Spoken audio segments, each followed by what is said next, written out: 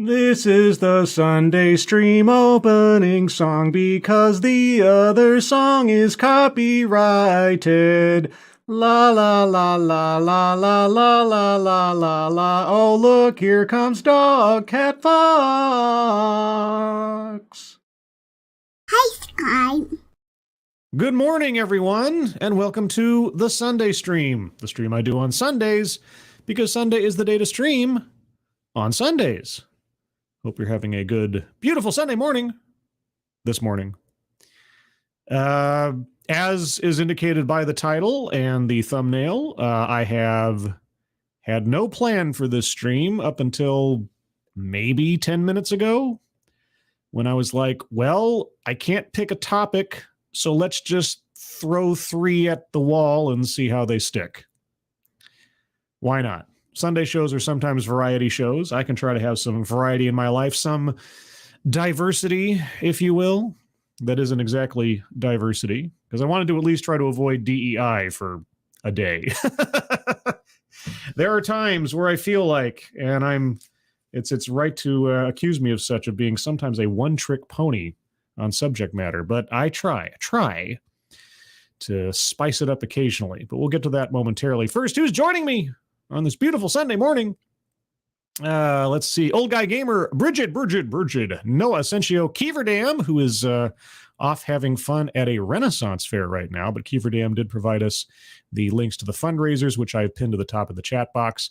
If you guys can take a look at those when you have a chance to help out our friends Maddie, Lisa, Angry Illinoisian, and Moonshock, would be appreciated. If you can donate, excellent. If you can't, that's fine. If you can share those links out on social media, that would be appreciated. So thank you so much, Keeverdam, and best of luck to everybody on the list there. Funtime Bats, good morning. Mike R., Some Namgyal Nation, Derek LaRue, thank you. Thank you again so much for your continued support and generosity. Hope you're having a good Sunday thus far, and hope that this little smorgasbord of a stream is worthy of your generosity. Thank you so much. Stoka, good morning. Mike Savage, Blarg, Mansquatch, good morning. Mr. Tickletrunk with the happy, smiley, lovely Dogcat Fox. Oh, Dogcat. Wowie fucking wow. That's right, a Satsu Dogcat Fox. Thank you, Mr. Tickletrunk. Let's see, who else is here? Robert Pincus, good morning. Ryan R., Megan Ring, Super Koopa TV, and Emperor W.R. Costin. Hope you're all doing well this morning. If I missed anybody, if you're lurking, if you're in the future, good morning. So somebody wants to become my neighbor. Please won't you be my neighbor? Unless you're Russia. Because then I might arrange such things as to make your lunar lander crash. Because I get off my lawn. All these people suddenly want to come up the moon. Leave me alone. I just want my moon base all to myself. And I still have it because Russia can't land a lander. So what happened in the last several days? Russia's lunar lander crashes into the moon. You know, it's amazing that they have the time and the bandwidth and everything else to operate a space agency in a complicated operation like travel to the moon when they're conducting a war. But hey, you know, I guess everybody can multitask one way or the other. The robotic Luna 25, because the 24 before just didn't make it either, spacecraft appeared to have, quote, ceased its existence after a failed orbital adjustment, the space agency Roscosmos said. Roscosmos. And I'm shedding a single tear. A Russian robotic spacecraft that was headed to the lunar surface has crashed into the moon, Russia's space agency said on Sunday, citing the results of a preliminary investigation a day after it lost contact with the vehicle. Holy cats! Stoka, Brett-eyed, thank you so much. Thank you. Hashtag Moonbase, that's right. Moonbase 2024. My only campaign platform plank is Moonbase. Yes, I am... I'm declaring my virtual hat in the ring, as I have in years past. I think I did it as well back in 2020. My only campaign promise is Moonbase. Everything will be put into Moonbase because, you see, Moonbase has an infinite number of collateral benefits for both our economy and society. the amount of technology that will have to be developed to create Moonbase, maintain Moonbase, to live on Moonbase, those things will trickle down. Trickle down Moonbase-nomics is what I call it. And that's going to happen if I'm elected president of the world. I know it's a lofty goal. It's an aspirational goal, but I think I can get there someday. And with your support and help and encouragement, someday I'll get there. Thank you, Brett. Appreciate it very much. Very generous. I will do my best to pay that forward as usual. But back to those who would try to invade me. It is the latest setback in spaceflight for a country that during the Cold War became the first nation, as the Soviet Union, to put a satellite, a man, and then a woman in orbit. The Luna 25 lander, Russia's first space launch to the moon's surface since the 1970s, entered lunar orbit last Wednesday and was supposed to land as early as Monday. At 2:10 p.m. on Saturday afternoon Moscow time, according to Roscosmos, the state corporation that oversees Russia's space activities, the spacecraft fired its engine to enter an orbit that would set it up for a lunar landing. But an unexplained emergency situation occurred by the name of Dogcat Fox. But I can't go into that. That's top secret classified. I don't want to say anything about Dogcat Fox's guard dogging duties and such. On Sunday, Roscosmos said that it had lost contact with the spacecraft 47 minutes after the start of the engine firing. Attempts to reestablish communications failed, and Luna 25 had deviated from its planned orbit and, quote, ceased its existence as a result of a collision with the lunar surface, unquote, Roscosmos said. Yes, and now I have litter to pick up. So much litter. An interagency commission would be formed to investigate the reasons for the failure, it added. Well, fortunately, I live outside of Russia's jurisdiction, and so does Dogcat Fox. So there you go. Let's see. Twisted Skipster's in the chat. Those ain't real, dude. Loaderman 213. Good morning. Did I miss anybody else? I hope not. But if I did, good morning. Let's see. Luna 25, which launched on August 11th, was aiming to be the first mission to reach the moon's south polar region. Government space programs and private companies all over Earth are interested in that part of the moon because they believe it may contain water ice that could be used by astronauts for future space missions. Stay away from my ice. Another country, India, will now get the chance to land the first probe in the lunar South Pole's vicinity. Its Chandrayaan-3 mission launched in July, but it opted for a more roundabout but fuel-efficient route to the moon. It is scheduled to attempt a landing on Wednesday. And from everybody here at the Crater Valley Moon Base, especially Dogcat Fox, I would like to underscore the word attempt. We shall see. Quote, it's unfortunate, Sudhir Kumar, a spokesman for the Indian Space Research Organization, said about the Russian lander's crash. Quote, every space mission is very risky and highly technical, unquote. It is. It's true. It's true. Highly technical. Very risky. Yes, Risky is Dogcat Fox's middle name. What's Dogcat Fox's last name? I don't know. That India may succeed after Russia failed would be a blow to President Vladimir V. Putin, who has used Russian achievements in space as part and parcel of its hold on power. Well, on that score, I'm really not sad that it crashed. That is part of the Kremlin's narrative, a compelling one for many Russians, that Russia is a great nation held back by an American-led West that is jealous of and threatened by Russia's capabilities. Boy, oh boy. Russia's sounding more and more like North Korea by the day, aren't they? The country's state-run space industry in particular has been a valuable tool as Russia works to remake its geopolitical relationships. Quote, the interest in our proposals is very high, the head of Russia's space program, Yuri Borisov, told Mr. Putin in a televised meeting in June, describing Russia's plan to expand space cooperation with African countries. The initiative is part of the Kremlin's overall efforts to deepen economic and political ties with non-Western countries amid European and American sanctions. Interest in the Luna 25 mission within Russia itself appeared muted. The flight lifted off from a remote spaceport in Vostochny in the country's far east at an hour when most Russians who live in the country's west were probably sleeping. The mission's progress towards the moon was not a major subject in state media, because even Russia doesn't have all that much confidence in its own space agency. And the proof is in the pudding. In recent decades, Russia's exploration of Earth's solar system has fallen a long way from the heights of the Soviet era. Yeah, because they don't have the money for it. And especially now, spending it all on a war. A big quagmire. Their own little Vietnam, after a fashion. The last unqualified success was more than 35 years ago when the Soviet Union was still intact. A pair of twin spacecraft, Vega 1 and Vega 2, Vincent Vega and his brother, Mr. Blonde, launched 6 days apart. 6 months later, the two spacecraft flew past Venus, each dropping a capsule that contained a lander that successfully set down on the hellish planet's surface, as well as a balloon that, when released, floated through the atmosphere. In March 1986, the two spacecraft then passed within about 5,000 miles of Halley's Comet, taking pictures and studying the dust and gas from the comet's nucleus. Subsequent missions to Mars that launched in 1988 and 1996 failed. And yes, they did. The embarrassing Nadir came in 2011 with Phobos Grunt. That's just fun to say. Phobos Grunt, which was supposed to land on Phobos, surprisingly enough, the larger of Mars's two moons, and bring back samples of rock and dirt to Earth.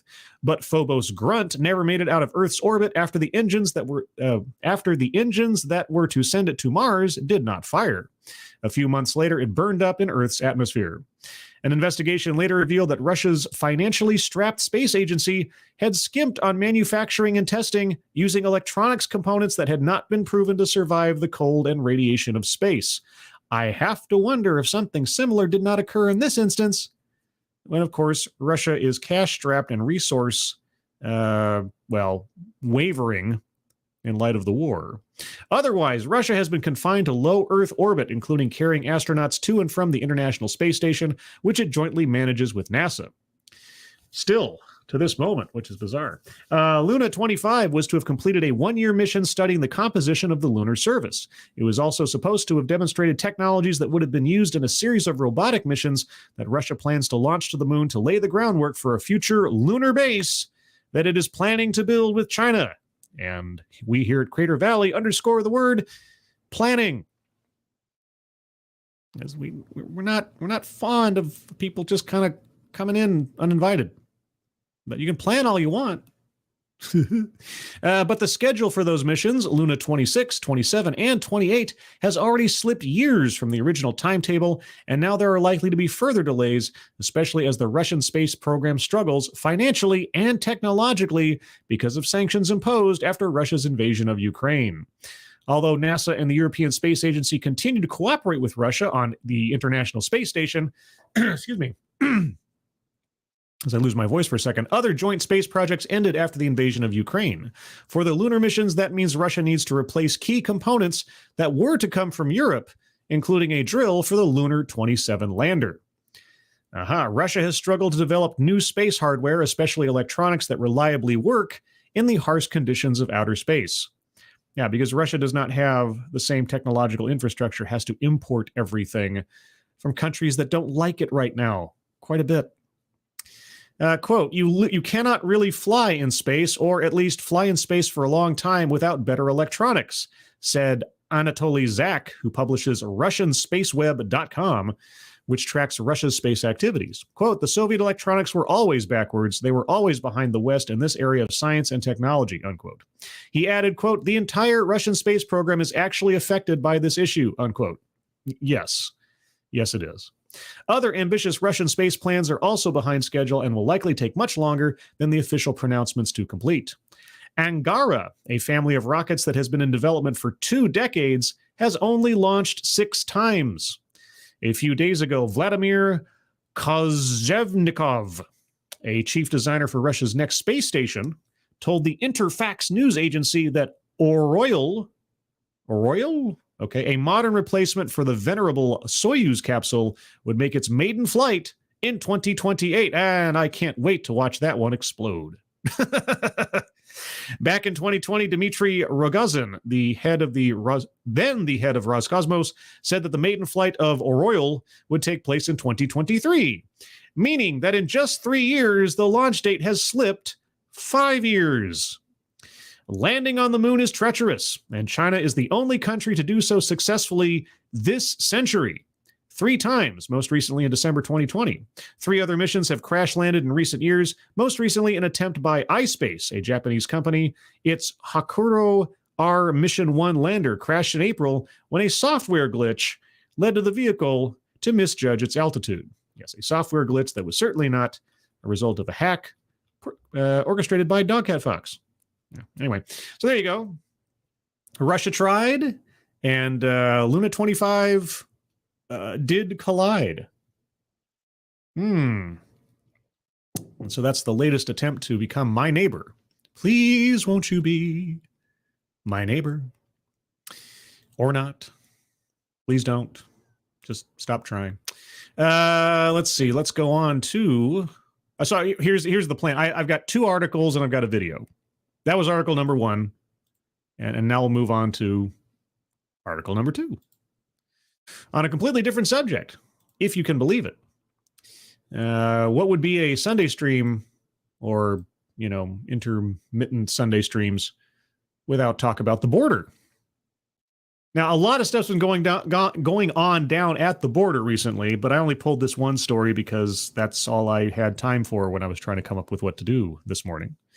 There are other stories about the floating barrier that Texas put up along certain parts of the Rio Grande to try to prevent people from trying to wade across the river. The Department of Justice is attempting to basically litigate Texas into oblivion on that one. But I'll probably do another border digest of stories in the near future. But today I just thought I'd do this one because it jumped out at me. Because I recall being told that because of the actions and initiatives taken by the Biden administration, we were going to see a drop in encounters and detainments and things at the border. But here we go. U.S. border officials see more migrant families crossing illegally. And when I hear the word families, I obviously think of innocent children being put under threat and in danger more and more. The number of migrant families apprehended in the U.S. southern border nearly doubled from June to July, marking the highest monthly tally of parents and children since the end of last year, according to U.S. Customs and Border Protection figures released Friday. Federal data show that 60,161 of the migrants taken into custody after crossing the border illegally last month were parents and children, up from 31,266 the month before. 60,000 up from 31,000 in a month. Families accounted for nearly half of the total 132,652 migrants apprehended in July, compared with less than a third of arrests in June. And who knows how many were not apprehended, and who knows how many suffered and or died on the way there, or once they made it over. Who knows? Monthly apprehensions fluctuate, but the higher border traffic has stretched into August, according to a Biden administration official who spoke on the condition of anonymity because they were not authorized to discuss the numbers. Why? I've ranted about this before. The whole anonymity stuff in instances where we're not talking about state secrets or somebody's life's in danger is nonsense. So this is the New York Times, right? Washington Post. The Washington Post had a contact in the Biden administration who was willing to talk about it, but can't give their name because they're not authorized to discuss the numbers, except that they were discussing the numbers. And why wouldn't they be authorized to discuss the numbers? The numbers of their own report, a government report. CBP released figures on Friday. This is a government report. It is an official report. Why aren't you authorized to discuss the numbers of a report generated by the government you work for? What? That development worried officials who have rolled out policies in recent weeks designed to reduce illegal crossings. Yeah, it's amazing, isn't it? Yeah. Officials said smugglers have been telegraphing to migrants in Guatemala and other countries that it is easier for adults traveling with children to be released into the United States if they cross the border illegally seeking protection. Gosh, I wonder where they would have gotten that idea from. I wonder what kind of policies and propaganda and rhetoric that has been pumped into the airwaves since the Trump administration might have given them that idea. Oh, but now that Biden's president, yeah, it turns out you can't really just shut down all the programs that Trump had going, because if you did, it would be even more bedlam at the border than it already is. But you still said those things, and you still pay lip service to the idea. It just... quote, smugglers have lied to people, saying that there won't be consequences for people who arrive in family groups, and we want to clarify that is not true, said Department of Homeland Security spokesman Luis Miranda at a Spanish-language news conference Thursday with media outlets primarily from Latin America, urging them to spread the word to would-be migrants. Well, I hate to tell you this, Luis Miranda, but the administration you are working for did yeoman's work during the 2016 election, 2020 election season to say otherwise, to indicate otherwise. And several other politicians raised their hands to affirm that they would effectively open the borders. And you guys have had policies, and it's not just the Biden administration. It's been going on for years. If you send an unaccompanied minor to the border, we are honor bound to take that kid in because we don't know what the heck's going on with that kid.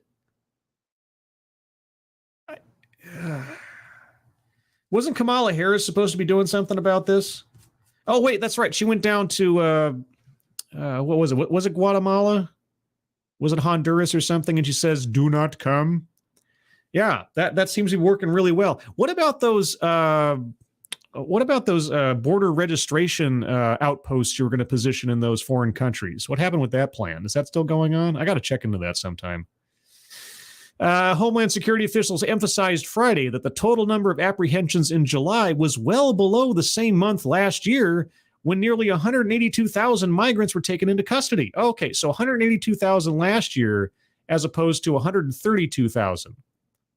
Okay, so a drop from 50,000, yet the number of families coming across in a month's time doubled. Sounds like you guys aren't doing a good job getting the messaging out there. But then you've got desperate people being lied to by criminals and profit mongers. The month-to-month numbers rose to 132,652 migrants from 99,539 in June. So it was double plus good. Okay. And the composition changed. Instead of single adults dominating the rise, it was driven largely by families, federal officials said. Quote, it certainly has been an increase, said a here we go again, said a DHS official who agreed to speak with reporters about the numbers on the condition of anonymity. It's your own report. It's a government-officiated report on the numbers. Why are you not allowed to talk about it? Quote, but we still see overall encounters at the border are down significantly from where they had been prior to the lifting of the pandemic policy known as Title 42. Down significantly? Well, from 180 to 130,000. I mean, that's not insignificant, but in the aggregate, what are we looking at here? Federal officials have scrambled in recent weeks to counter smugglers' messaging with news and radio outlets in Latin America. They said they want migrants to make appointments to arrive in the United States legally at airports or through legal checkpoints instead of crossing the border illegally. Okay. Tell me about sanctuary cities. Why are you not mentioning? I mean, let's talk about one of the fundamental contradictions of this entire process, shall we? If I am someone trying to get into the United States illegally, and I know all I have to do is get across the line and into a state, a county, a city that declares itself to be a sanctuary area, Why wouldn't I do that? You've got this ridiculous push-pull relationship between what certain jurisdictions and geographies in this country say and then enforce by declaring that they will not work with federal officials on immigration issues. I mean, during the Trump administration, there were big stories about how local jurisdictions and local law enforcement was actively working against federal efforts to curtail illegal immigration. Okay, and that's still taking place. There are still declarations of, we will not assist federal officials in their immigration efforts or anything, especially in California and other places. Okay, so when you have that going on, but then you have the federal government saying, do not come now, when they were running for office, they were basically saying that all of Trump's policies were illegal and xenophobic and racist and everything else. And now you guys are saying, oh, don't come.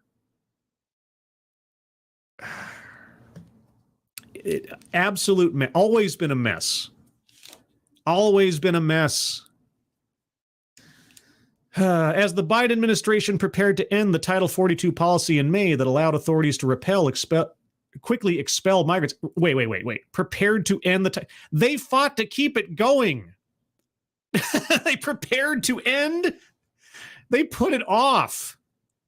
They fought to keep it going as long as they could. And then they took the time that they did get to effectively create Neo 42 policies that pretty much did the same thing as Title 42, just by other means. Okay. Prepared to end the Title 42 policy in May that allowed authorities to quickly expel migrants, officials instituted a mix of temporary policies. Temporary, probably as long as Biden's in office, to reduce illegal border crossings. Hey, Washington Post. Okay. Would you like to compare and contrast the mechanisms of Title 42 and what it did with these temporary policies? Would you like to do that for a second and see if maybe there's not quite a bit of overlap? The policy, Title 42 policy that Biden ran his campaign on being xenophobic and racist and everything else. And then their repeated attempts to keep it going. And then when they legally couldn't keep it going, they then created stuff to effectively simulate the same effect. You want to talk about that part? No? It just shows there really is a certain amount of pragmatism that comes into play when it comes to trying to maintain the border in some way, shape, or form. Okay. The policies penalize migrants who cross the border illegally. What a concept. Including families, and it urged them to apply to enter the country legally via a program called Parole or by scheduling an appointment via a government app. Tens of thousands of people are arriving legally each month, officials said. Oh, are they? Okay. So would they like to talk about those numbers? Oh, and you want to tell us about the limitations of that app? Last I heard, it could only register like 1,400 appointments in a single day when you have tens of thousands of people coming to the border or attempting to cross every day. Okay. Migrants who cross illegally are considered ineligible for asylum. What a concept. A humanitarian protection for people fleeing persecution in their native countries and could be deported and barred from re-entering for 5 years. In contrast, the Biden administration said hundreds of thousands of migrants could apply to enter the United States legally and then request protection. How's that going? Migration to the U.S. southern border has increased since Biden took office, promising to treat migrants more humanely than President Donald Trump, whose approach included separating children from their parents for months without a plan to reunite them. Okay, well, how has Biden countered that? Right? I mean, that would be the part in the story where you say Donald Trump did this, but then Biden changed things to do this. Why aren't you saying that? Migrants are also fleeing oppressive governments and pandemic-stricken economies for more plentiful jobs in the United States. Yes, well, economic welfare does not necessarily fall within the legitimate reason to become an asylum seeker. There are very, very specific conditions under which one can seek and try to have approved an asylum status in this country. And mere economic hardship is not one of them. More than 2.2 million migrants were taken into custody last fiscal year, which ran from October 1st, 2021 to September 30th, 2022, including nearly 483,000 family members, up 30,000 from the year before. More than 1.6 million migrants have arrived so far this fiscal year, including 425,169 families with 2 months to go. Families are a concern for federal officials because Border Patrol facilities are generally designed to hold adults for short periods, though the Biden administration has expanded the use of temporary soft-sided facilities with more amenities for families. Okay, what's a soft-sided facility? What does that mean? Is that a tent? Soft-sided? Like a bouncy house? Like what? The Biden administration ended family detention in 2021. Okay, although what? So do you mean to tell me that the Biden administration has instituted policies that are gentler on families that arrive at the border? Oh, and here I thought that there weren't any special privileges or special freedoms that were provided for families that arrive at the border. Oh, nothing that could fuel the rumor mill from the smugglers. Right? Okay. Although officials have not ruled out restarting it, they have said in recent weeks that is not their plan. Officials said they are still deporting migrant families who do not qualify for asylum or another way to legally remain in the United States if they cross the border illegally and are released to await an immigration court hearing. And what is the backlog on the immigration courts right now?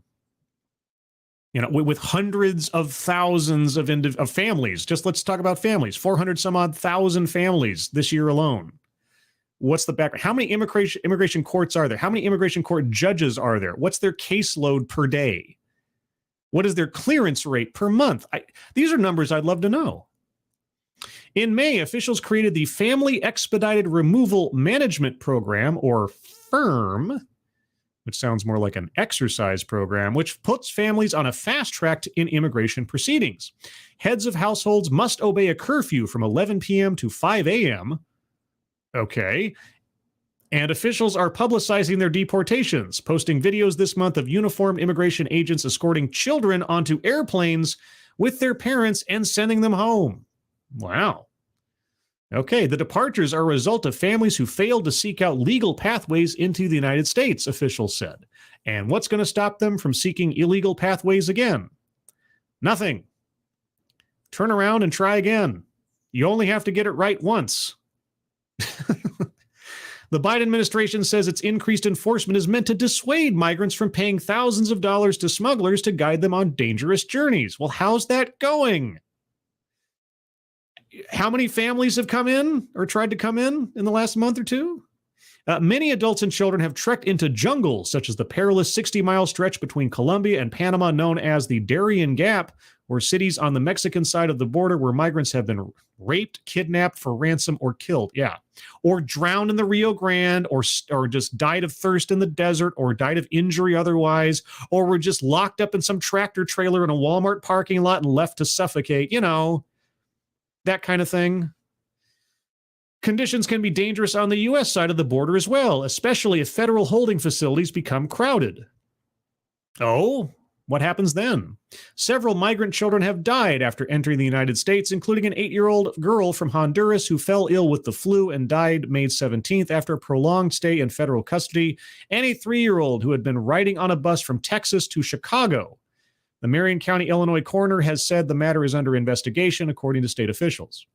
Great. A 17-year-old Honduran boy died May 10th while staying at a Florida shelter for unaccompanied minors who are teens and children who cross the border without their parents. The medical examiner in Pinellas County said in an August 9th report provided in response to the record's request from the Washington Post that the youth, Angel Maradiaga Espinoza, died of injuries related to a seizure disorder. Blah, okay. Officials say there is a variety of legal and free pathways available for migrants that are safer than making dangerous journeys through other countries on their way to the U.S. border. They have created parole programs for Cubans, Venezuelans, Nicaraguans, and Haitians The U.S. government has difficulty deporting migrants to those countries because of limited diplomatic relations or civil unrest. Well, if there's civil unrest, that might actually be a justification for asylum seeking, if you do it legally, and for people from El Salvador, Guatemala, Colombia, and Honduras who are already going through the legal immigration process. Other migrants are being referred to refugee programs that help people fleeing persecution find a permanent home. Federal officials said they have opened regional processing centers. Here we go. This is what I was talking about. Regional processing centers, now known as safe mobility offices. Safe mobility offices. Okay. In Costa Rica, Guatemala, and Colombia to advise migrants about ways to migrate legally. Advise? I thought that they were processing them there, so they didn't come. Advise. Okay, this is interesting wordage here. The offices are operating with support from the United Nations High Commissioner for Refugees and the International Organization for Migration. To advise migrants about ways. So they're just they're regional processing centers that are offering what? Life coaching? Okay, well, I am the confused. But there you go. Yeah, down at the border, everything's great. Everything's great. Everything's fine. Everything's going according to plan. Oh, gosh. Oh, man. This is just... I know how I was saying the other day, it's hard to take somebody seriously who's standing on a stage telling something, reporting something serious to you and then laughing about it and smiling and giggling or whatever. It's one of those instances where I just look at this and I'm just, how else do I put it? Punch drunk, I guess might be one way to put it. Year over year looking at this stuff. And it doesn't matter what administration we're talking about. It doesn't matter what administration we're talking about. Immigration is a mess. I'm not sure there's any particular policy or anything that could cure it.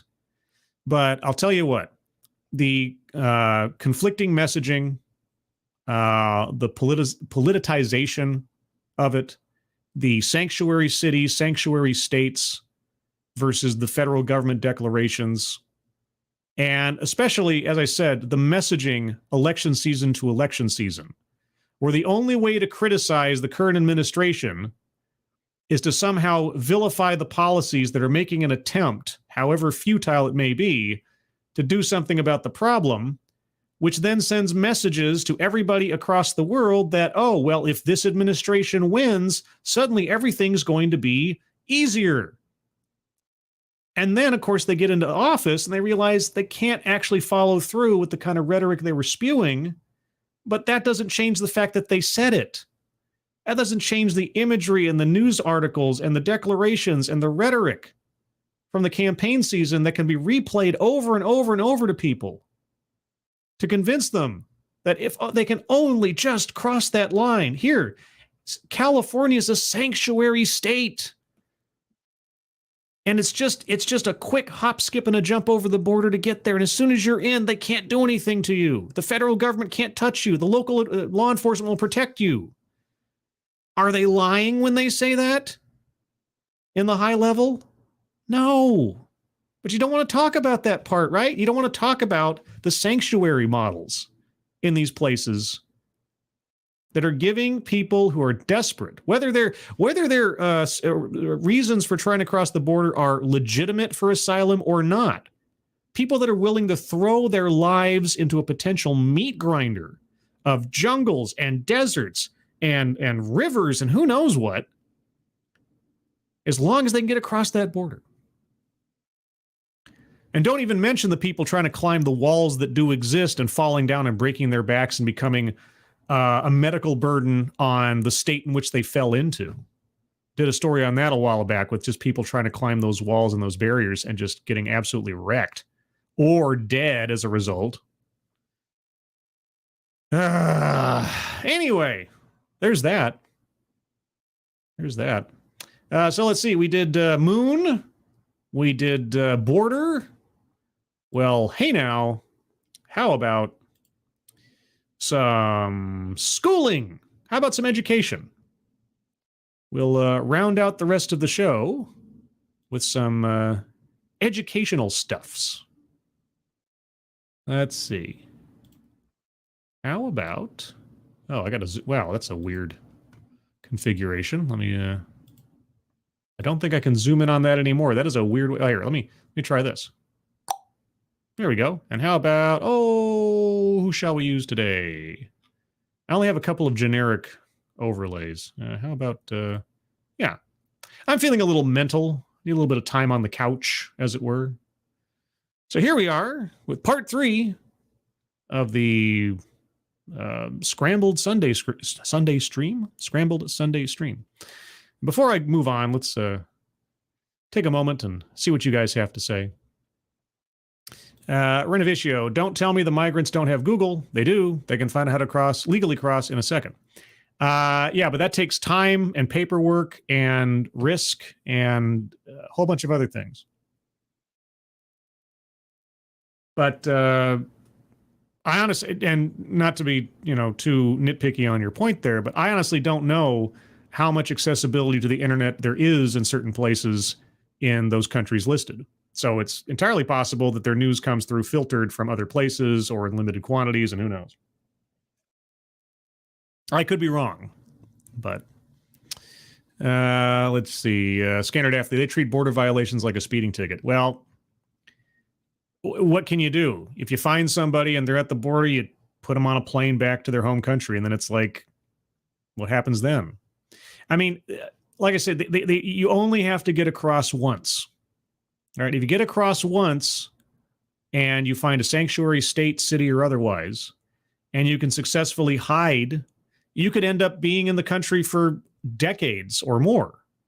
I mean, there were countless examples of that I looked at over the years in my early years of this channel, where only after several decades of being in the country was somebody finally detected for something, or they were pulled over for some, exceedingly minor traffic violation, and suddenly they're found out, oh, you don't have a driver's license? Oh, you're not here legally? And it was just the first time in 15 years that they'd ever, been caught, and that's all it takes. But the problem is, every time that they do that, they roll the dice on their lives or their families' lives and so on. And like I say, I'm not sitting here claiming that I have the panacea for it. Like I have some kind of cure. I can just sit back and watch the ridiculousness. And of course, the conflicting messaging, administration to administration, and the flailing and the failed tries and everything else. I don't know. Let's see. Let's see. Those ain't real deal. Not obviously, but point taken. Canada's getting a Merca's spillover. Well, that too. And if there was I didn't have it at hand, but there's even a story out of New York right now where there are Democrats in New York apparently demanding that, for all intents and purposes, the borders be closed. I don't know if that means New York, the state, or the country in general, but the immigration crisis and New York's back and forth philosophy on what to do with illegal immigrants or just immigrants in general who aren't planned to be here and been shipped into New York, it's getting pretty bad there too. So I don't know. It's quite the it is a crisis both at the border and within. But on another note, a different note, how about we talk about education for a little while? And so I'll go for the rest of the running time on this because this sucker lasts just over an hour, and I'll go until the bottom of the next hour. Our students are not all right. Building equitable systems of support in California. What is an equitable system of support? I don't know, but we're about to find out. So get ready for an education. I'm hoping, fingers crossed, because I didn't pre-process the audio on this, that it's legible, or I guess audible. Coherent? I have a vocabulary. I occasionally employ it. All right, here we go. In our webinar today, our students are not all right, building equitable systems of support in California. Mm-hmm. We will share a new series of 8 research briefs that center on California MTSS. Okay. Excuse me. I'm going to mute myself for a second so I can clear my throat.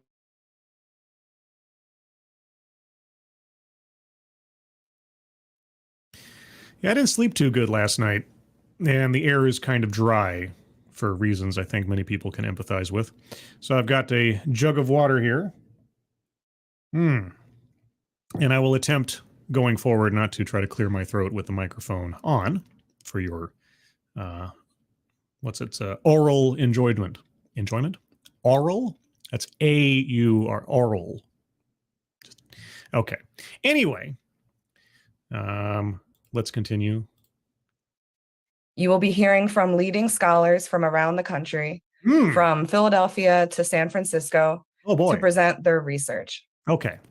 This webinar is being recorded, and we will share the recording and presentation next week. Well, here it is. If anyone has any questions, please type them in the Q&A box to be answered.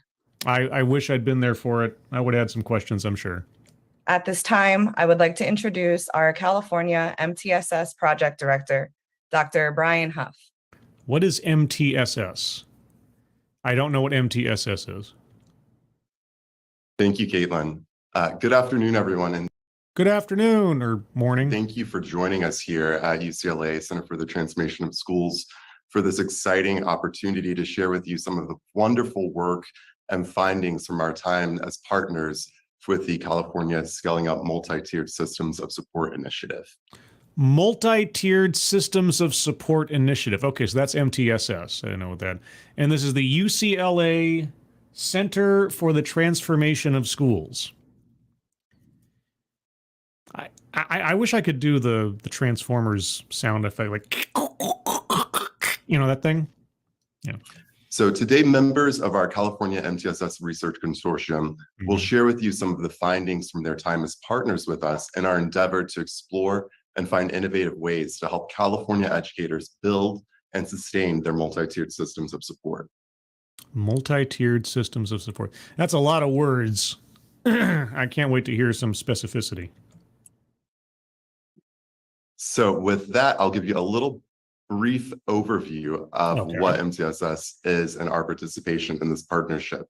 I'm glad to hear it because I've never heard of it before and I want to be educated. So in 2018, UCLA CTS joined the Orange County Department of Education and Butte counties as a part of the California Scaling Up Multi-Tiered Systems of Support Initiative to assist these two entities with the specific purpose of improving school climate with evidence-based resources. Improving school, you say climate? With evidence-based resources. Did you say climate? Purpose of improving school climate with evidence-based resources. It sounds like you're saying climap. I assume he means climate, but I don't know. I don't know if that's another term I'm just not familiar with. Since 2018, UCLA CTS has assisted in piloting a study of 35 schools from 26 districts across the state of California.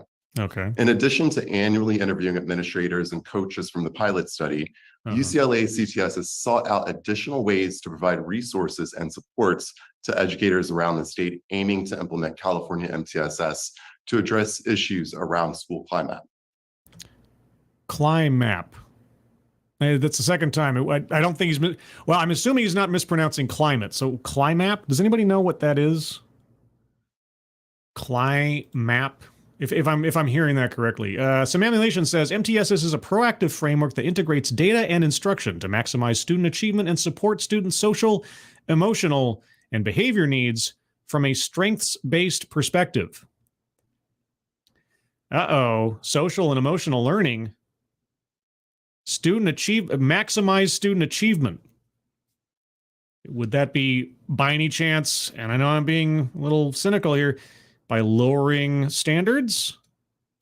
I mean, we have so much achievement because we set the bar really, really low. I know. I hope that's not it, but I have a feeling. CTS has overseen a professional learning network over the past 2 years, serving 30 schools across the state, helping educators identify and address problems of practice that are unique to their schools and communities through PDSA cycles and other evidence-based improvement science methods. Evidence-based improvement science methods. Okay. Well, I hope at some point we get to information that I, as an idiot, can understand. Additionally, UCLA CTS has convened and assisted this consortium of scholars comprised of top scholars from universities across the country in investigating promising practices and models to support California educators in their endeavors to improve school climate. Well, okay. If somebody can find out what CLIMAP is while I'm sitting here, I'd appreciate it. I just want to know that A, I'm saying it correctly, B, that I understand what it's supposed to mean. Also, the real red flag to this, obviously from past experience in the title of the video, is equitable. Building equitable systems, because equality of outcome does not spur in me a whole lot of confidence that the education of the students is as important as their feelings. Today, these scholars will preview some of the highlights, implications, and recommendations from their work with this consortium. Okay. These briefs will be housed on the UCLA CTS website for you to share and reference. Great. Oh, Scanner Daffley, clutch. The CLIMAP project, Climate Long-Range Investigation, Mapping, and Prediction, run by the World Data Center for Paleoclimatology, first published as Oceanic Map in 1981. Okay, I'm assuming that's not this CLIMAP. I'm assuming. But that's an interesting factoid. I feel like I'm doing a pop-up video here a little bit. Okay. Did you make that up? Or is that a real thing, or did you just make that up? If you just made that up, that's brilliant. If that's a real thing, I'm assuming it's not what they're talking about. If you made that up of your own volition, just out of the blue. No, that's real? Okay. Mansquatch, climate, maybe California lefty intellectual minor. Oh, no. Oh, please, no. Oh, no. Oh. Okay, so Scanner, that was a real thing. Mansquatch. Oh, yeah. All right. Let's keep going. Over our years interviewing administrators, one finding has become increasingly more salient, especially after the return to in-person learning. Okay. Administrators are increasingly understanding the importance of keeping our students in the classroom and not excluding them from opportunities to learn. Yes, I will heartily agree with that. Keeping kids out of schools. Well, I mean, the entire lockdown stratagem was absolutely pointless and destructive for everybody. But certainly, children's socialization and education were stunted, maybe irrevocably, as a result of that plan. So on that point, I absolutely agree. While we as a community of educators and researchers understand the impact of a high school degree on the life opportunities for our students. High school degree doesn't mean much anymore. It hasn't meant much for about 40 years, honestly.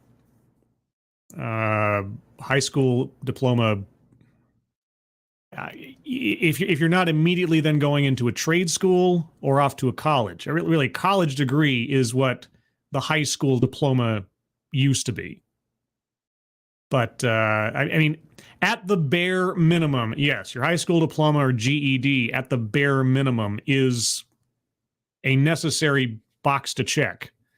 But it really isn't that significant anymore. And maybe that's just me being, again, very cynical. The implication for the state's economy are also clear.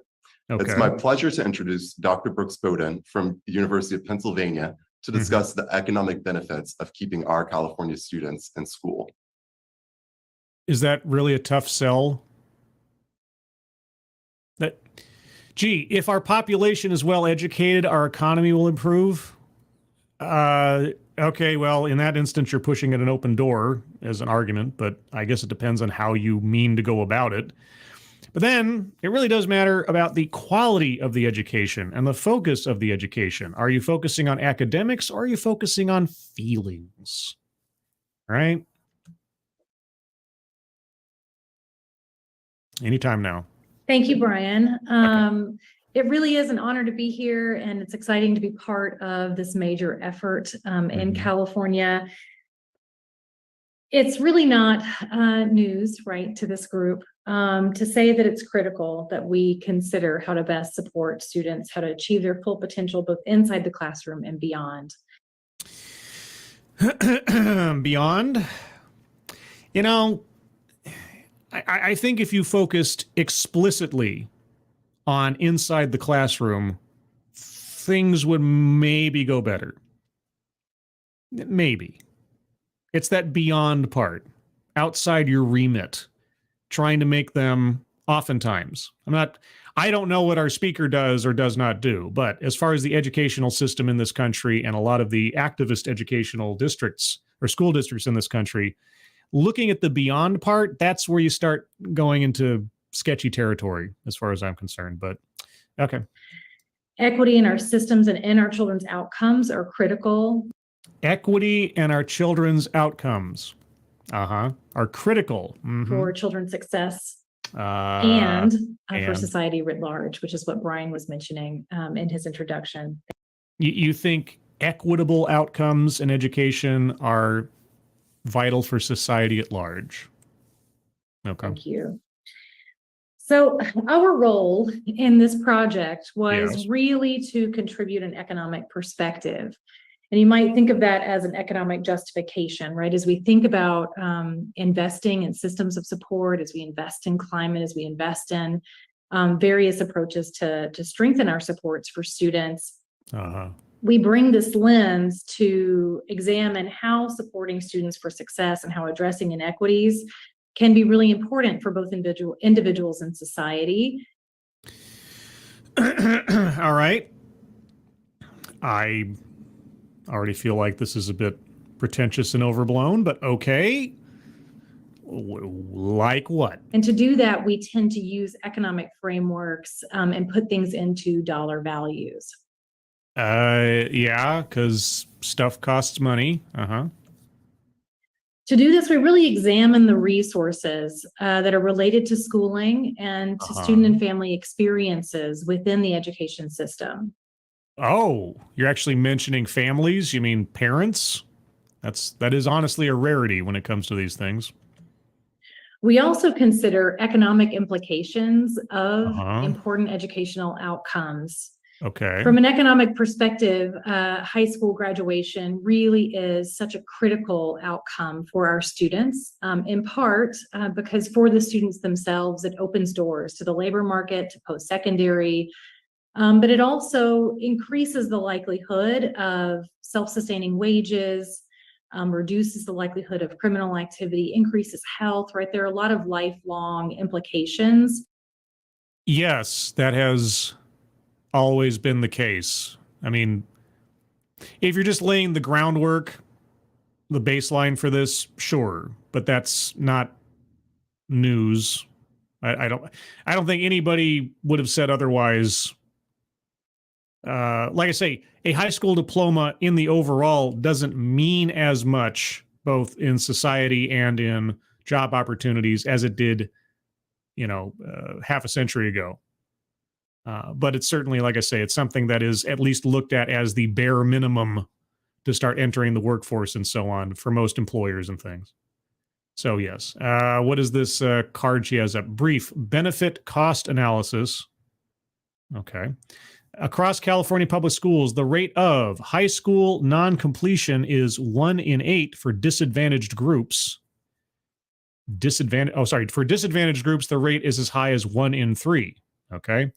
Chronic absenteeism is 1 in 10 and 1 in 3 in the pandemic.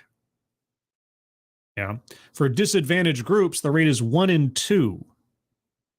So just 50%. Why not 1 in 8, 1 in 3? Just, okay. Disciplinary action, suspension/expulsion, is 1 in 25 for disadvantaged groups. The rate is 1 in 8, almost. Oh, sorry. For disadvantaged groups, the rate is 1 in 8. Almost 250,000 students are disciplined per year. Okay, well, what did they do?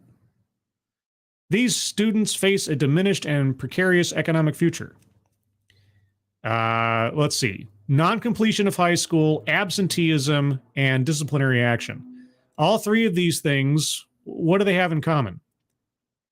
Personal choice.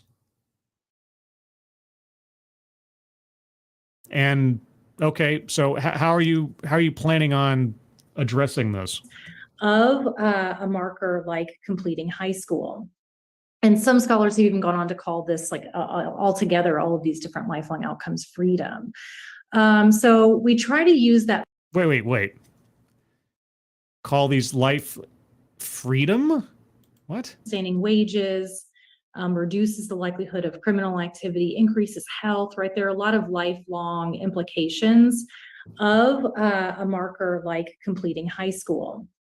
And some scholars have even gone on to call this like altogether all of these different lifelong outcomes freedom. All these lifelong outcomes freedom? You mean the freedom of choice to either take responsibility for my education and my welfare or to ditch high school? No, you're right. That is called freedom. What? So we try to use that framework, and we use this outcome as a major marker for our students when we think about the economic justification for investments. Within this work, we're also looking at two other very important engagement indicators of engagement and students' experiences in school that are also related to high school completion, and that's chronic absenteeism and disciplinary action. Again, I mean, okay. So to get started, part of what we did is we looked at what are the rates of these outcomes among students in California. And so as we look at And you based that on what elements of their makeup? Non-completion. What we see is there's a high rate of non-completion of students just not completing high school with a degree. And there, as you'll see on the screen, we're seeing about 1 in 8. And unfortunately, post-COVID, these rates are higher than they were pre-COVID. And another piece that we were that we share in the brief and that we'll share in the technical report that's forthcoming is that this really isn't equal across various groups. Okay, not equal groups. You mean demographics and a disparity. Okay. And we're seeing for students from ELL backgrounds. ELL? ELL. What's ELL? I honestly don't know what that is. From maybe more socioeconomic or less advantaged households. Yes, poor households probably, it's tougher or more other factors involved in completing high school and focusing on studies. Sure. What's ELL? I'm going to try to look that up real quick. I can use the Google too. ELL students. What's an ELL? English language learners. Oh, okay. Okay. English language. Okay. So English is a second language. Why'd say ESL? ELL? Yeah, I think it's some emulation. So, okay. All right. We're seeing higher rates. And for especially Black male students, we're seeing higher rates. Oh, okay. Why? Why specifically that demographic? Any ideas? All of these things are creating concerns, especially around equity, that are relevant for this project. In chronic absenteeism, as you can see, we have rates of around 1 in 10 students are having struggles with chronic absenteeism. Struggles with chronic absenteeism. Just not showing up to class. Yeah, okay. Got the sirens out today. The cops are after somebody. It's probably it's probably another country trying to land a lunar module on my lawn. And when we look closer in some of those subgroups, we're seeing, 1 and 2, 1 and 3, we're seeing very high rates of chronic absenteeism. Okay. And all right, I'll you know what, for the sake of argument, I'll stipulate to all of this. I'm just curious to see what, if anything, do they propose to address this. So if all of this is true, and I'll take it on faith for the sake of the presentation. All right. And how is the MTSS Research Consortium aiming to mitigate these problems? We're also seeing very high rates in disciplinary actions, especially like the more extreme actions like suspension and expulsion, where again, we're seeing like extremely high rates among the students, the subgroups that we wanted to really focus in on. Are those actions unjustified?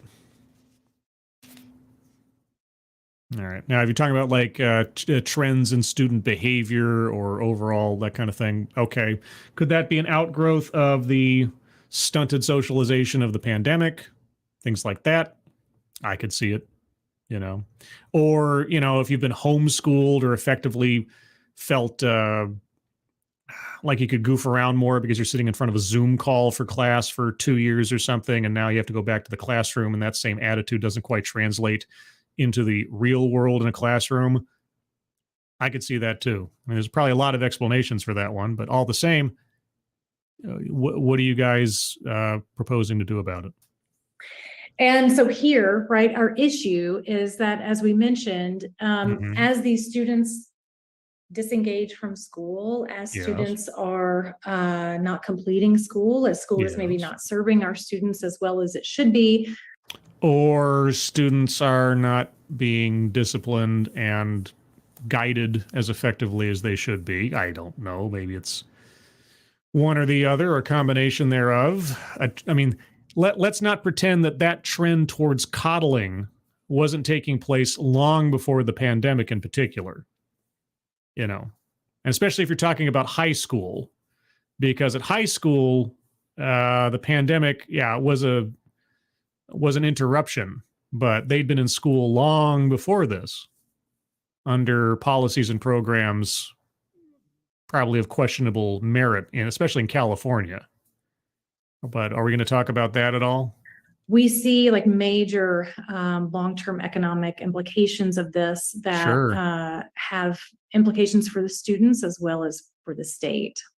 Well, yes, you're correct. A lack of education will have, on average, negative effects on student success in the future, as adults or otherwise, and then consequently, negative effects on the state economy. Wow.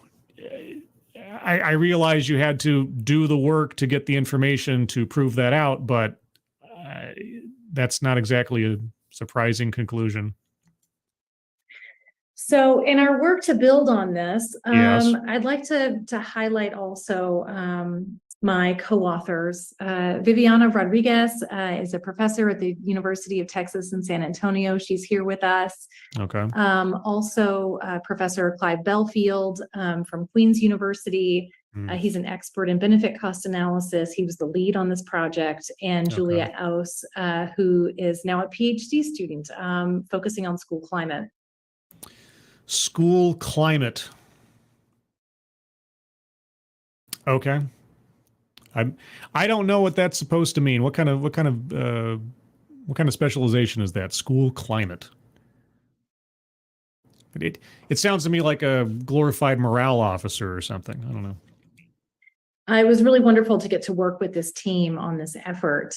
So I think we can go to the next slide. We'll just share some of our findings. But in our work, I also really would like to thank the UCLA team and many of the schools in California who were very generous with their time to talk with us and to share with us their experiences, especially around the disciplinary process. They were able to really give us insights into what it the different resources and the processes, both from the school's perspective and importantly from a family or school, from a student's perspective, what those procedures and resources or implications, like the costs or the burden of discipline, looks like. Well, I mean, I'll say one thing so far, as opposed to many other presentations and panel discussions and things that I've looked at regarding education. It is at least nice to see that families, obviously the implication of parents, are being mentioned, because oftentimes they are decidedly not. So I'll give them a point on that one at least. So part of what we also do, as I mentioned before, is we look at absenteeism, disciplinary infractions, and graduation using an economic model where we account for wages related to high school completion. That also accounts for increased health and reduced crime. We look at family savings as we think about the time burden on families when students are absent from school or when students are experiencing suspension or expulsion. We also look. Wait. Experiencing suspension or expulsion. I find that an interesting turn of phrase, experiencing suspension or suspension or expulsion. All right. You mean, why don't you talk about the behavior that led to it? Why are you talking about the burden of the outcome versus the behavior that led to it? That's interesting. I find that interesting. I know. This is the English major in me. Just an interesting way of putting it. Look at the savings to the school or the spending or the resources that go into disciplinary infractions. So if student behavior were to improve, there would be less disciplinary actions and the school would need to spend less resources on them. Is that what you're talking about? Okay, well, whose responsibility do you think it is to see to students' behavior by and large? How are you addressing that one? Which was, from our perspective, just much, much higher than even we had imagined. And the educational spillovers within schools in terms of teacher turnover, and then there are learning spillovers that we know from the literature from peer-to-peer when students are in crisis or when students are not in school. Students are in crisis or not in school. Okay. And accuse me of reading between the lines of a cookbook here. Maybe I am. I don't know. But there sure is a lot of focus on outcomes of behavior rather than focusing on personal responsibility, both on the part of the students and the parents, to see to students' performance, both in graduation, absenteeism, and disciplinary situations. All right. Now, it's not the school's responsibility inherently to see that students' behavior and focus and taking school seriously improves. Right? They can do what they can, but no teacher is or should be the parent. So, when are we going to start talking about encouraging parents, right, to take a more concerted focus in their child's education? When are we going to talk about putting the onus upon the student to improve their behavior for a better outcome? Because as soon as you said experiencing suspension expulsion, my brain just went, woo. So we can move to the next slide. Thank you. So these are our overall findings. Basically, what we demonstrated is that the burden of basically not addressing. So it's like a burden of inaction, if you will. Okay. Okay. All right. Everything else aside, how would you recommend these things be addressed? Even if it's just a pie in the sky, we're still kind of figuring out the details, 30,000-foot level proposal. What would you say be done about absenteeism? What would you say be done about non-complete. What would you say be done about the disciplinary situations? What would you say be done? All right, all these things cost money. And? Is really extremely high, okay. Both for the students and for the state. And so Whoa. Wait a second. All right, for those of you listening at home, there's a slide up right now that's got a bar graph. She'll probably go over it herself, but I just saw something. I hope she talks about it in more depth. But one of the bullet points on here, which looks like a suggestion to me, says equalizing disciplinary sanction rates by race would save $800 million. Equalizing disciplinary sanction rates by race would save $800 million. How do you propose to equalize that? Do you mean to reduce some down to the level of others or increase some up to the level of others? That's going to save $800 million, and specifically on race. So you're not suggesting that the school districts, the high schools and so on, start punishing people first and foremost on whether or not they are a particular color to hit a particular monetary goal.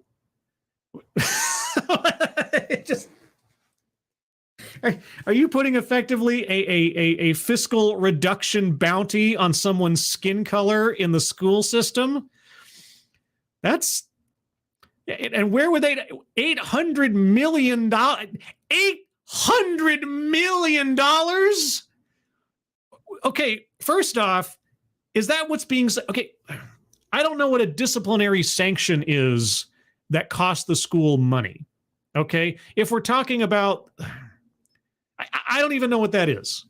I would have to have described to me what is the dollar cost of a disciplinary sanction, what actually goes into a disciplinary sanction. Because when I was a kid, if you got expelled or something, and I was never expelled, thankfully. I did have to go to the principal's office a couple of times when I was growing up. But ultimately, you send the kid down to the office, they get their parents called. I assume you have to take some time out of administrators and teachers' days. So that probably costs, let's say, work hours, if you want to estimate in that way, in order to deal with the bureaucracy necessary to affect an expulsion or a suspension. Okay. So if that's what you're talking about, I'd love to know what the average overall cost of a suspension and or expulsion is to the school. And then how you get to $800 million that would be saved by simply evening out the times you do so on the basis of race. Okay, well, we've got a few minutes left before I come to the bottom of the hour. Let's see what she says if she gets to that part. I would love to hear some more on that one. So what we see is this absenteeism yes. Issue is costing the state about $340 million per year. As based on, and I, again, for the sake of being fair, I suppose, I'll stipulate that is a number they arrived at. I would just like to know how they arrived at it. But okay, we sum across these different perspectives as we think about the private perspective, that's the student, the taxpayer perspective, and then society as whole. Okay, how does a kid not going to school cost the school more money?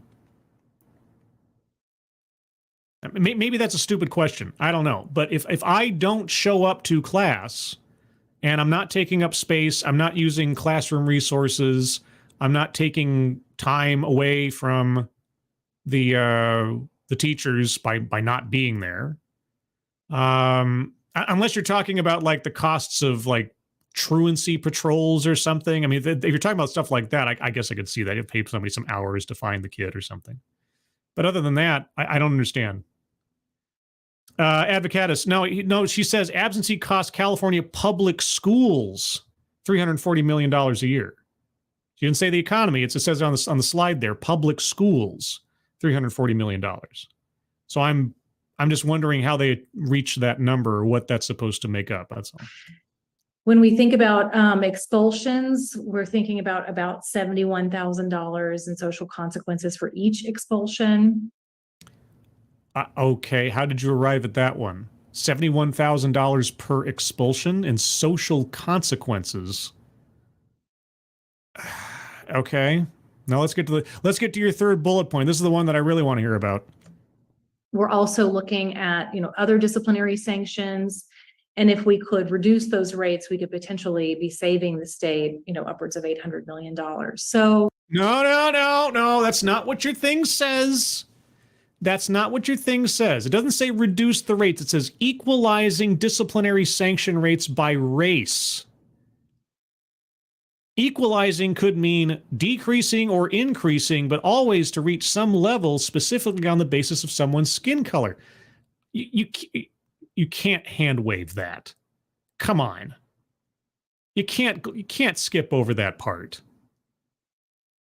And again, where are these numbers coming from? How do you estimate $800 million out of that?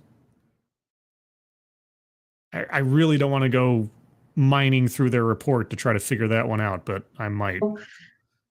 Our hope is to be able to provide these figures, to put dollar estimates on what we see are as like major issues for both children and society in our schools. We do know that underneath these data, these are families who are facing real vulnerabilities, who are resilient. And if they were resilient, why are their kids screwing up so much? I know, that sounds heartless. I know. who have, really, they're facing incredible vulnerabilities, but they have also incredible strengths. Yeah, and they also have the ultimate responsibility. Whatever vulnerabilities, whatever problems they're having, whatever strengths they've got, etc., ultimately, they're responsible for seeing that their kid ends up in school on time every day, that they get their homework done, that they behave themselves. Doesn't matter what race. That's just the nature of the beast of being people. But okay, you want to keep giving apologia and... All right.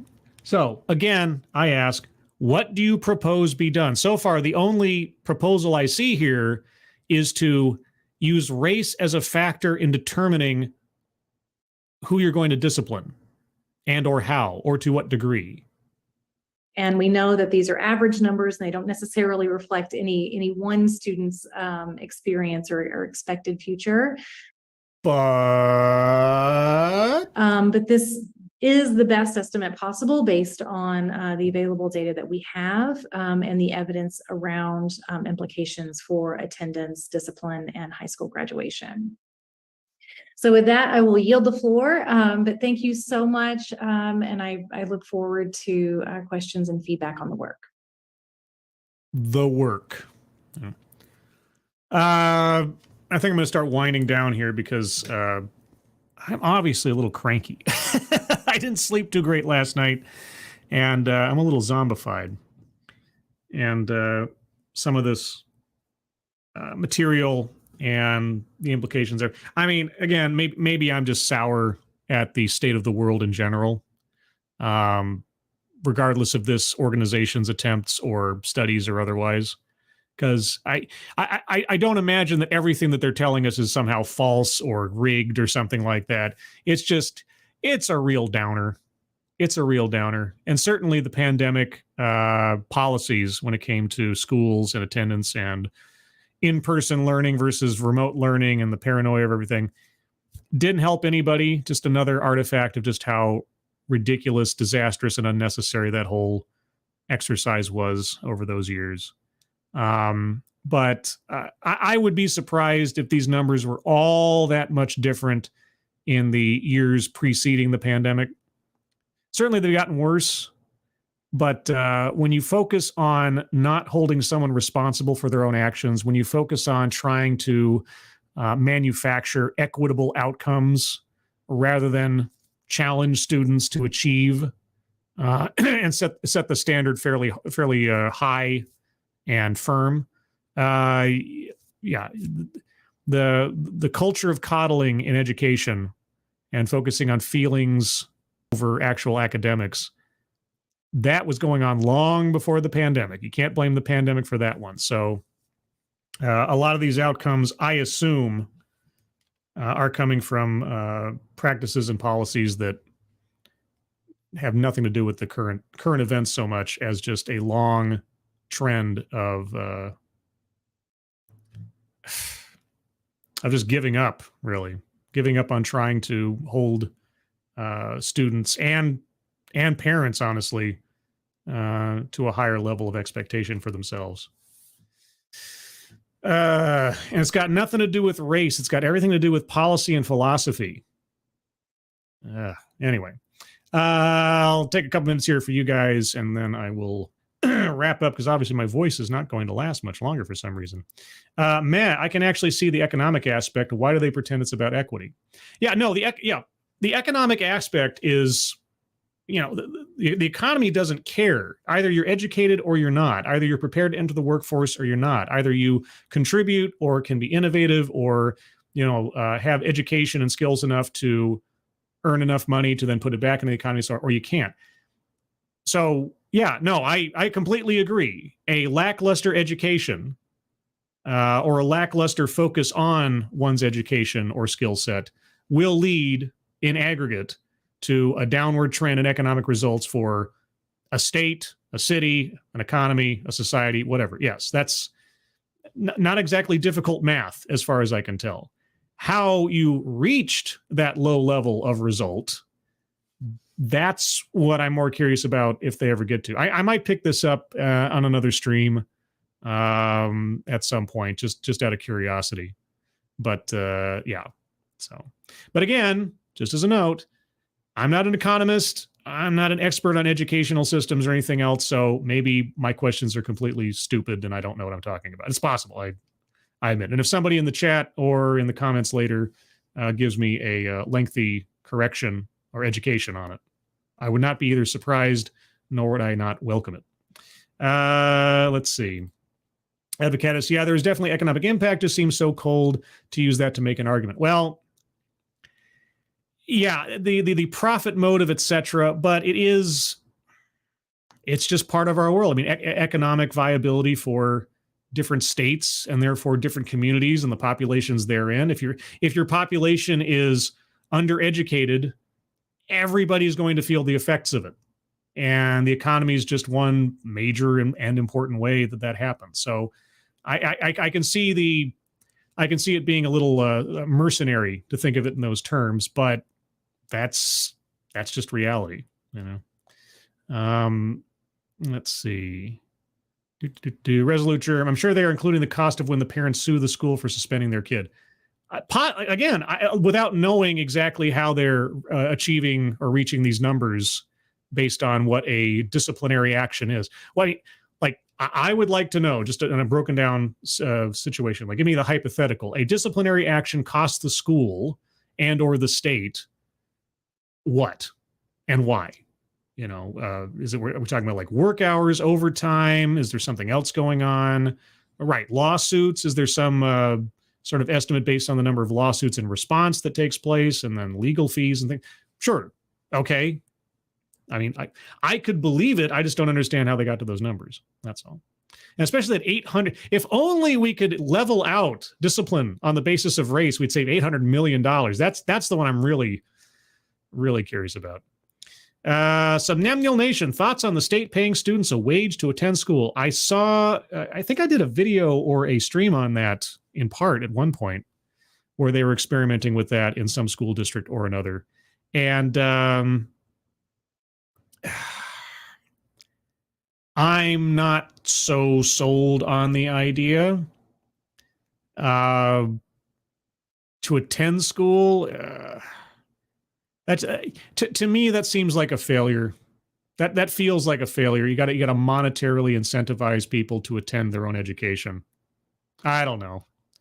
Not that I'm that jazzed about the fact of people having to pay through the nose to get an education when it comes to higher education either.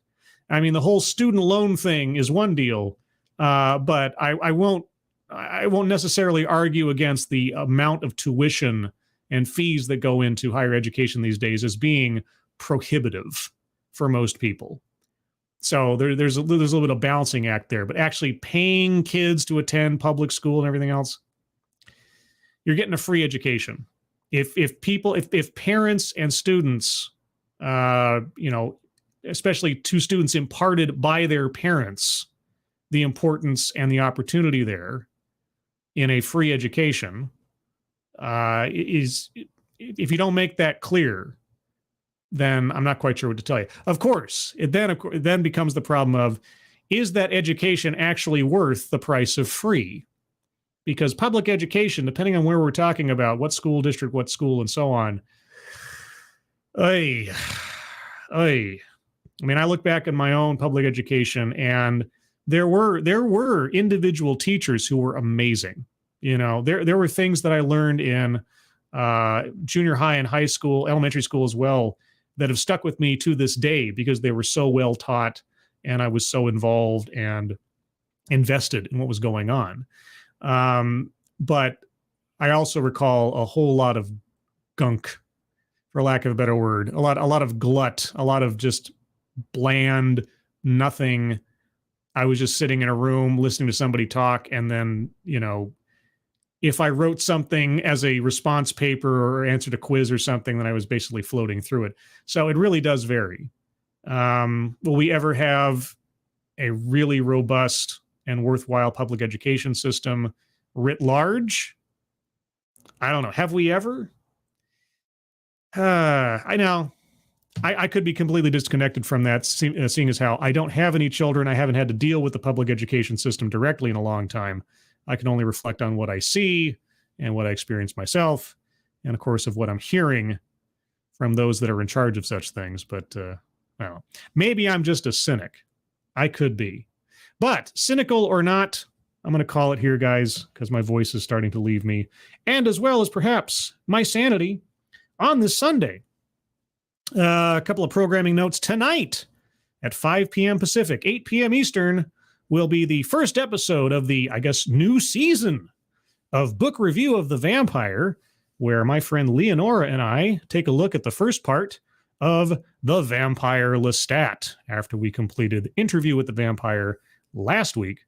So if you're curious about that, want to read along, we are reading the introductionary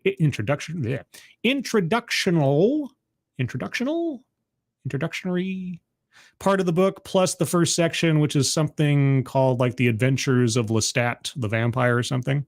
So about 70 pages, 74 pages into the book. That's what we're reading up to for this part. So that'll be tonight at 5 p.m. Pacific, 8 p.m. Eastern. Also, I'm in communication with and planning for two different episodes of Living on Borrowed Crime. I don't have dates yet as to when those will happen, but I am working on it actively, and I have at least one lined up for recording soon. So it'll be kind of a podcast format for that one, if and when it comes out. So look forward to that. And as always, Thursdays at 6 p.m. Pacific, 9 p.m. Eastern will be TED Excellence, where I'll take a look at another off-brand TED Talk for education and fun. I call it Funitation, because why not? Everyone, thank you so much for joining me. Before I go, let me also, before I forget, put up a link to the Discord. Do you know about the Discord? Well, I'll tell you about the Discord. I've got a Discord server, and I have channels on there to talk about stuff and things. And occasionally I say good morning. Talk about weird stuff, like movies and who knows what else. Anyway, link to the Discord server is in the chat. That is good for 1 day, and all you have to do to join the Discord is to click on that link, find yourself on the landing channel called Say Hello, and in addition to saying hello, you have to give the secret word. The secret word tells me that you actually watch the stream, and then I'll know that you can join the Discord server. And today's secret word is Moonbase, because that's where I am, and that's what the Russians want to build. But I'm not going to let them, and neither will Dogcat Fox. We'll continue to defend our territory until the ends of time, or at least until it's supper time. Either way, everybody, thank you so much for joining me. Moderators, thank you for keeping an eye on things. Even though everyone here is so well behaved, you have very, very little to do. Everybody who donated, either to myself or especially to the fundraisers pinned to the top of the chat box, thank you guys so much for your generosity. Really, really do appreciate it. Hope y'all have a good rest of your Sunday and weekend. Hope you have a good week ahead of you. I hope you are all safe and well. If you are not well, please get well soon, and I'll see you on the next one. Take care. Bye-bye.